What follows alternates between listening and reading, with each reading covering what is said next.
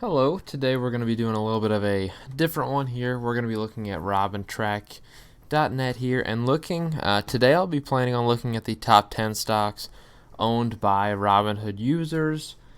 If this is something you want me to continue on and do a following 10 or however many onward beyond this, let me know and I can certainly do that. Today we're just going to be talking about the first 10 and I'll give you my opinions on them and see what kind of trends we can see. Obviously, Robinhood is a platform that attracts a lot of younger, new investors, and I think there are some benefits to that and definitely some negatives, and we'll get into that based off of the stocks we see. We'll start off here with number one in Ford. So, for this being the number one owned stock by Robinhood users, it's interesting for sure. And I gotta be honest, I think the main reason for this is likely going to be price action, right? So first off, it's owned right now by 916,000 users. Quite a lot of users for sure. And one thing you can notice, this green line on the chart here is the trend of users, and the pink line being the price of the stock.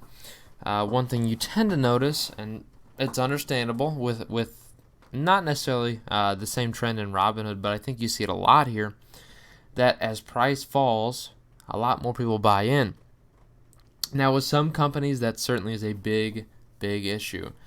With a company like Ford, it doesn't upset me nearly as much, in all honesty. So I don't know if this, I don't personally think it warrants being the number one owned stock, or really the number one in terms of users holding it. But I do think it's a quality company that I'm not too afraid of the fact that there's so many users holding it at these prices.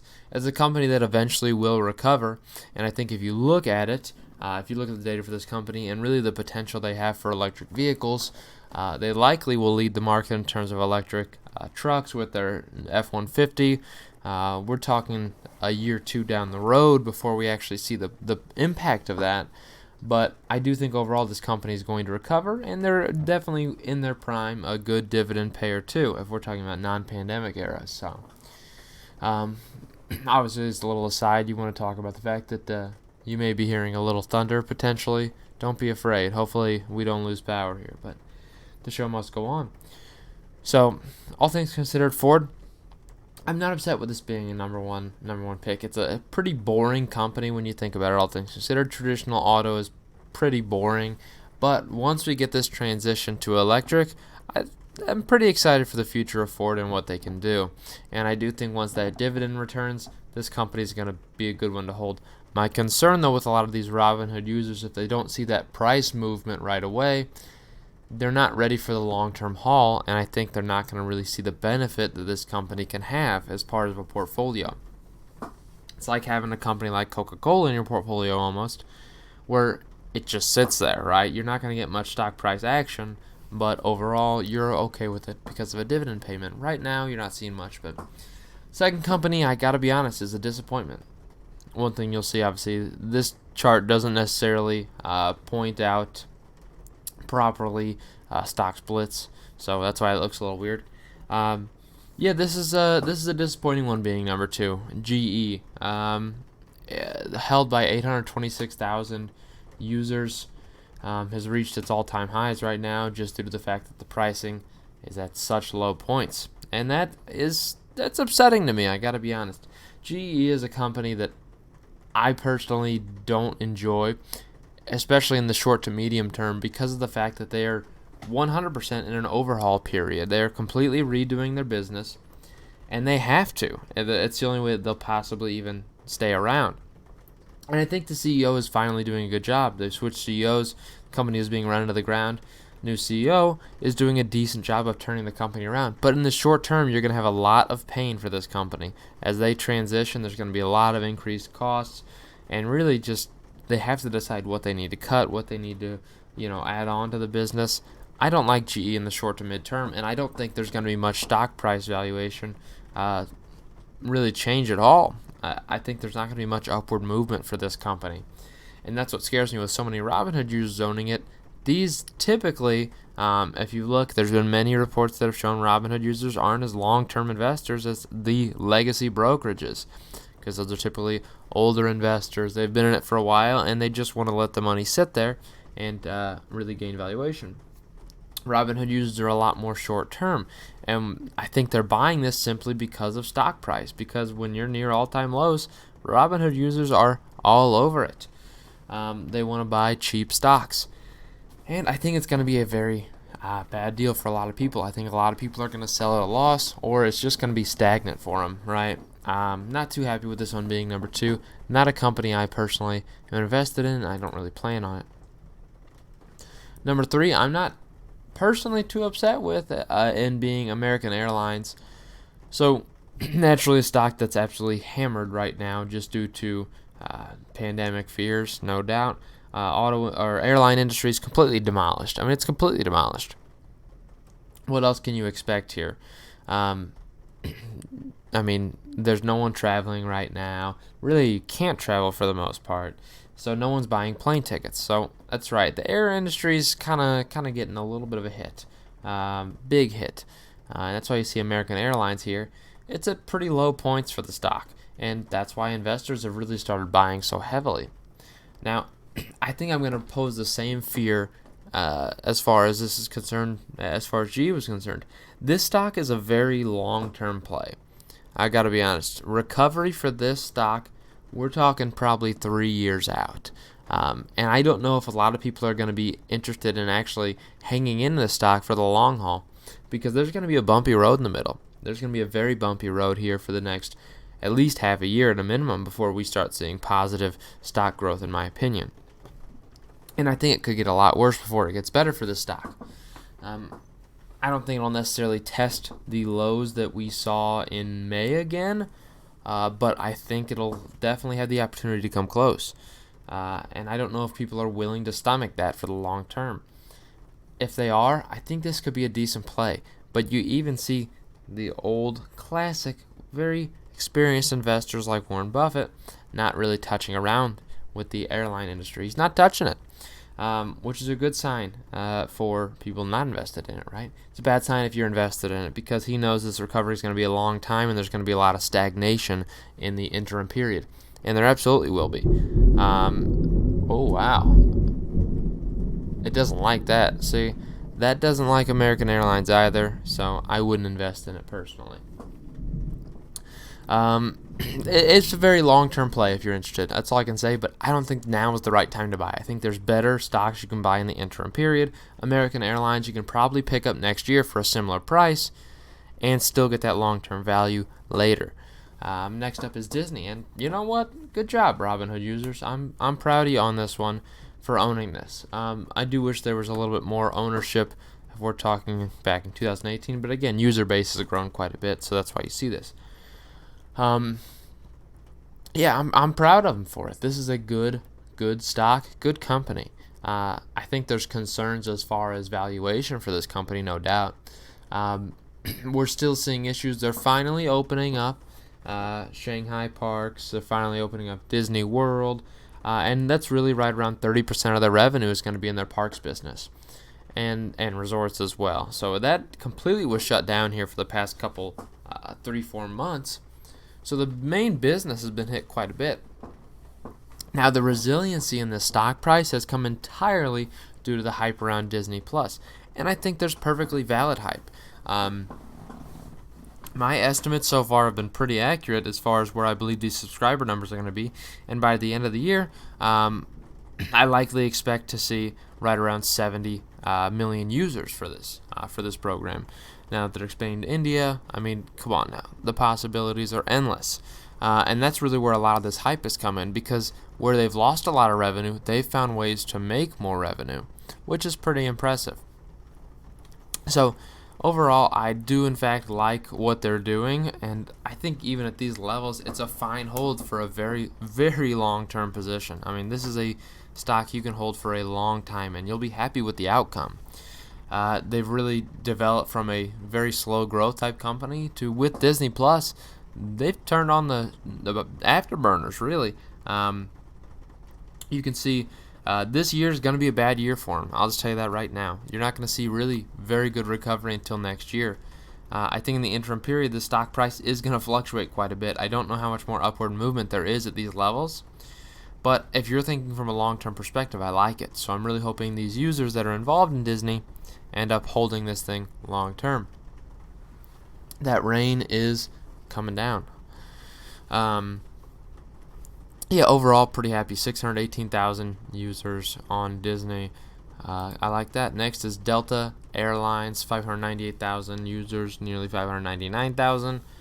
And I think you see a similar thing with this chart as you did with American Airlines. Previously, Robinhood investors were not touching these stocks. We're talking right around 10,000 users, nothing major. And then once the stock price drops, that's when they get involved, right? They think it's good. And in some cases, this is a really good sign, right? Again, it depends on the company.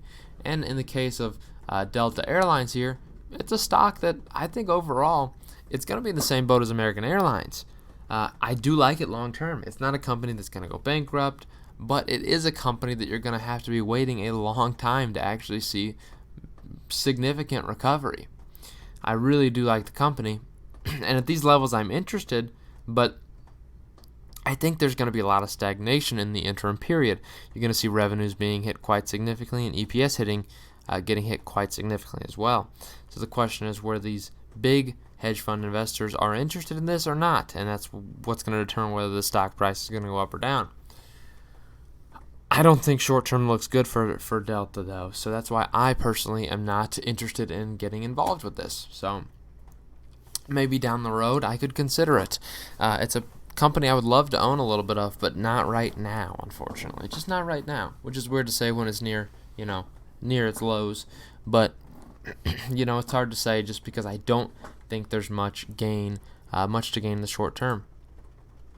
After them, Carnival Cruise Lines, which is going to be 498,000 users for Carnival Cruise Lines.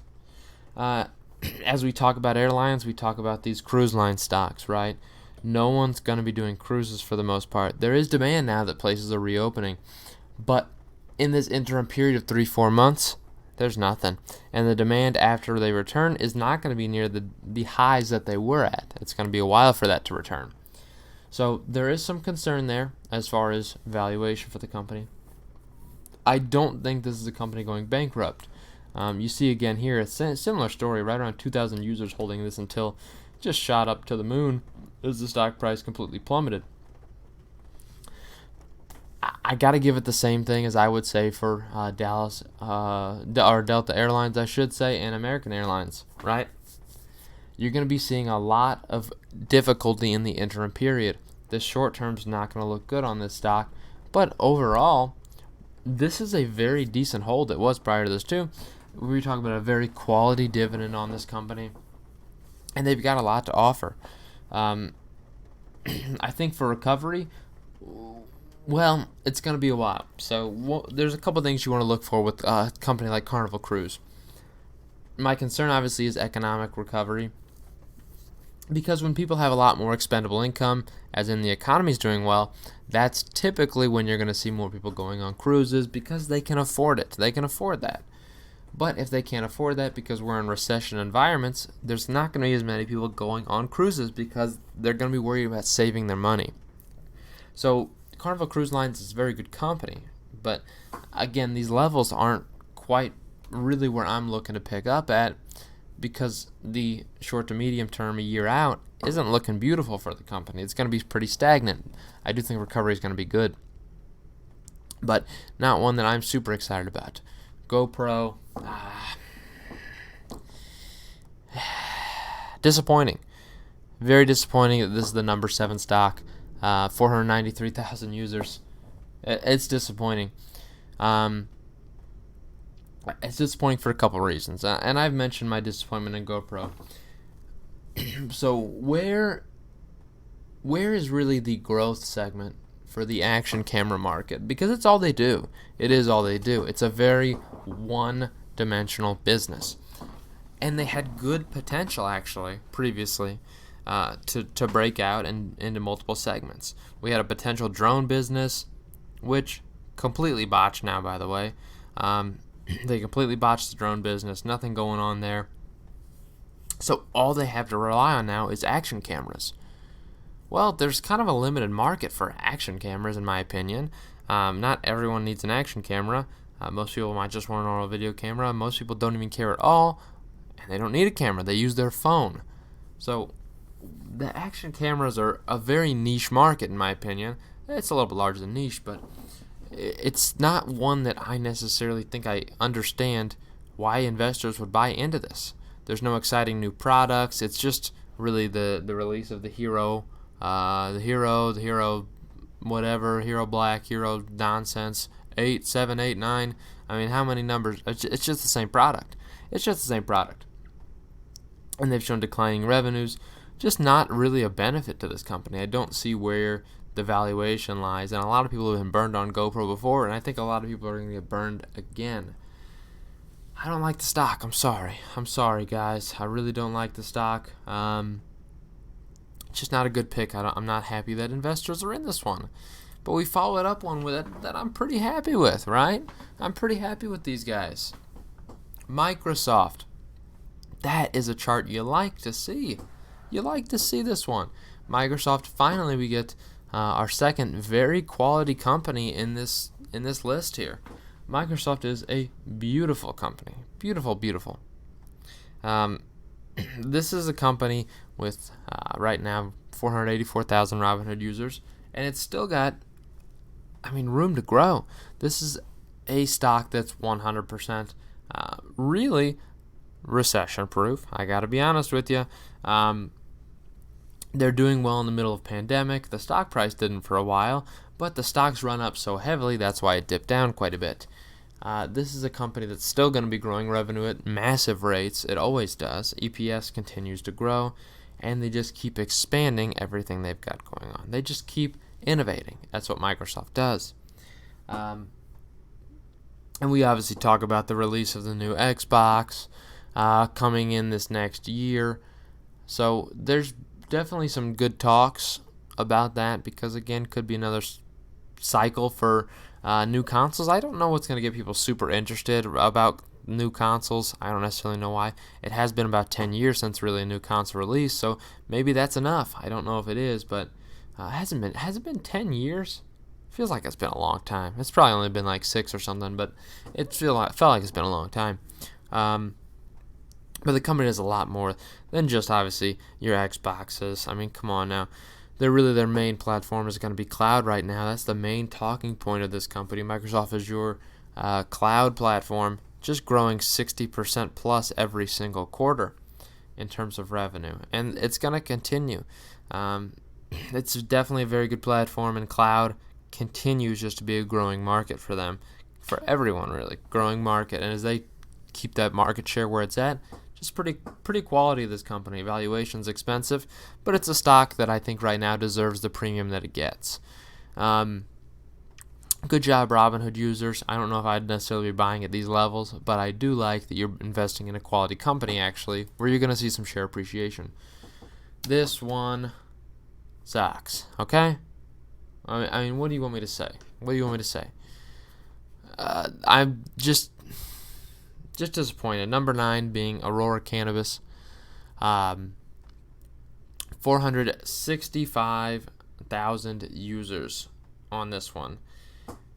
And I'm not happy about this. That stock price there is obviously misleading this chart. It's 100%, I believe that's entirely off a split, I think. Could be wrong. I thought that was a stock split, but I might be incorrect in that matter. Regardless, it's a garbage stock. I can't lie to you. And I think a lot of these stocks that are Mary Jane related are garbage stocks. I don't think there's necessarily any justification for the valuation they've received. It's come down significantly from the high points whenever they were the hype stocks to be investing in, but there's still none of these companies really offer a good valuation right now. It's good to see a big dip in this. This was nearing, at one point, almost 1 million users held this thing. And you know what? I am proud of them. It looks like people have sold and taken profits. They've taken profits. which I'm proud of. I mean, this was a stock in the pennies not too long ago. It had to have been a reverse split. It had to have been. Am I imagining something? I don't know why I don't. I feel like I should know this. Regardless, it's a garbage company. I don't mess with these companies because there's no really justification for the valuation they're receiving right now. There's too many players in the game, and I don't know what's going to be really the overall winner in the end. It's a blossoming market, but there's just no profit for these companies. They lose money hand over fist, millions, billions of dollars. They're not going to be very valuable as far as the stocks are concerned, so that's why I don't really touch around with them. So I'm glad they've taken some profit, but I want to see that decrease some more. I need these people to sell this stock. And finally, wrapping up number 10. Oh, thank goodness. Thank goodness, Apple. Now, there's some disappointment here. I can't lie to you. In 2019, we saw a dip in users from 2019. We saw a dip in users as people were taking profits on this company. They were selling out of Apple. Of all its stocks, they're selling out of Apple to buy garbage companies like Aurora Cannabis. Disappointing. And people have started buying in again. Really, a lot of it's the fear of missing out, right? The stock kept rising, and they're like, I need to buy this. Then it fell down. Oh, we're back. And now the fear of missing out has continued as it just storms back upward to all-time highs. And a lot of people are invested in it right now. 463,000. This is a lot of its fear of missing out. They wouldn't purchase it back here at these levels, back in the 200s, but they would gladly purchase it here at the $360 level. That's kind of how people just react. Just the average investor tends to do that because they don't want to miss out on the run-up. Smart people get involved while the stock's weak, so very quality company, though. I don't know if there's really much more room to run up from here. I think it's going to be a relatively stagnant ride for us the rest of the year. I really do. If it went up the rest of the year, I'd be pretty shocked. Obviously, analysts saying, oh, it's going to be $400 at the end of the year because they're jumping off the hype train, or on the hype train, I should say. But I don't think this thing will be up. It'll end more than $380 this year. In my opinion, at least. I could be 100% wrong on that, but I'm very happy at least that this is the number 10. At least it's in the top 10 of Robinhood owned stocks. So that's pretty exciting. I really hope you enjoyed this one today, and we'll see you later.